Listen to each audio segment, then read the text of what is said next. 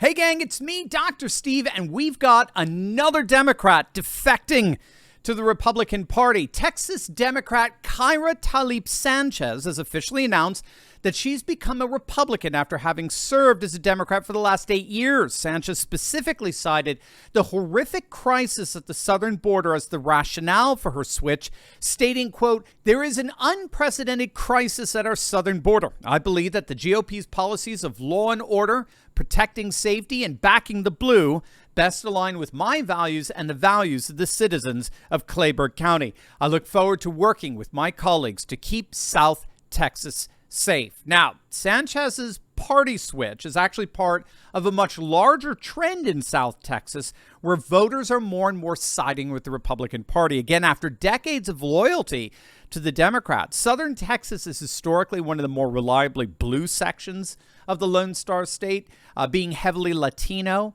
But now we're seeing Southern Texas turning more and more red. Back in June of 2021, I reported on several mayoral races in Southern Texas and their highly blue Democrat districts. And to the shock of politicians and pundits alike, the GOP candidates swept every single one of them. The most shocking win was in McAllen, Texas, which is 85% Latino. No Republican has won there since 1997, but the GOP candidate Javier Villalobos beat his Democrat challenger in a region that had voted for Biden by nearly 20 points. It was an absolute shock of an election. And in November of that year, a Texas House seat in a San Antonio district that's 73% Latino that voted for Biden by 14 points flipped for a conservative Republican, a flip that represented a 15-point shift towards the Republicans in that district alone. And then, of course, you had the special congressional election the following year when Republican Mayra Flores flipped a Texas House seat that had been Democrat for decades. So Sanchez's defection is actually part of a larger trend of Southern Texas going Republican. And of course, that trend is itself part of the larger trend among Latinos who are more and more defecting to the Republican Party. Even the ultra-left Washington Post is admitting this trend. Trump won half the Latino vote in Florida back in 2020. He improved his performance among Hispanics by 20 points in Wisconsin, 18 points in Texas, and 12 points in Arizona and Pennsylvania. Overall, Democrats lost their margin of the Latino vote by nearly 20 points between 2016 and 2020. That's a huge shift, and it's only grown. And that's because we now have data that shows that the Democrats are hemorrhaging support from the non-white working class. Now, keep in mind, the non-white working class, which is overwhelmingly Latino, is a voter demographic that voted for Obama by a margin of 70%. As of today, Biden leads with non-white working class voters by just 10%. I mean, that is a devastating loss of a demographic that was once perhaps the single most loyal Democrat voter base of them all. Those days are gone. The more woke the Democrat Party gets, the more they lose these voters. And the more populist and nationalist and traditionalist the Republican Party gets, the more Trumpian it gets, the more these voters are defecting to the GOP. And we've got even more data on this that's going to absolutely blow your mind. You're going to love this. But first, I'll be back.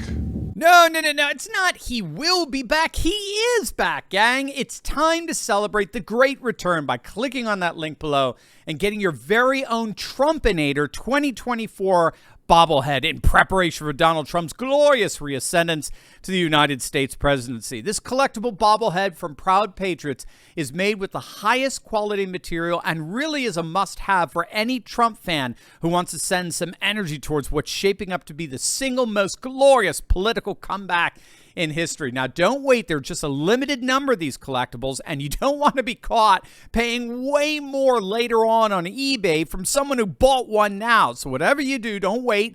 Click on that link below right now and show your support for Trump 2024 today. The Washington Free Beacon has just published an astonishing report that found that over the last 20 years, get this, 4 times as many Democratic state lawmakers have switched to the Republican Party than the other way around. All told, 83 Democratic legislators have defected and joined the GOP since 1994, compared with only 23 Republicans who became Democrats. 5 of those blue to red switches happened just this last year. The latest to do so is Georgia State Legislator Mesha Mainor, who just a few weeks back announced her switch from the Democratic Party to the Republican Party. It was so fascinating. Mainor said that she had finally had it when she received severe retribution from woke Democrats after she had the gall to support a school choice bill. A school choice bill that, by the way, over 70% of voters support. She supported what 70% of voters supported, but it went against the ultra-woke norms of dictating to parents what their kids are supposed to learn. So she was, in her words, crucified for that support. So state legislator Mesha Mainor told her fellow Democrats to stick it. She has now officially joined the Republicans. But the larger point here is that obviously she's hardly alone. According to this report, lawmaker after lawmaker, nearly 100 of them over the last 2 decades, have been defecting from the Democrats and joining up with the Republicans. In fact, just a couple of months back, you had 4 Democrats in a row, back-to-back, defect and join the GOP in a single month. But again, the key here, or big picture, is that this is all part of a pattern where Democrats are defecting to the Republican Party at a rate of 4-to-1. There are 4 Dems becoming Republicans for every 1 Republican becoming a Dem.